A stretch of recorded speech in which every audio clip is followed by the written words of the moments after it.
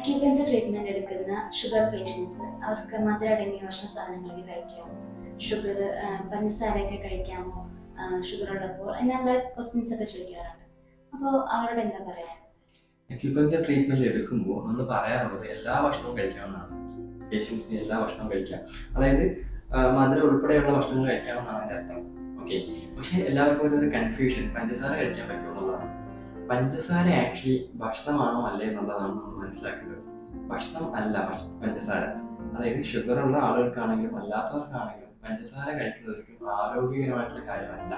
Okay, അപ്പോൾ ആളുകൾ ചോദിക്കും അപ്പൊ എന്താണ് മധുരം കഴിക്കാന്ന് പറയുന്നത്?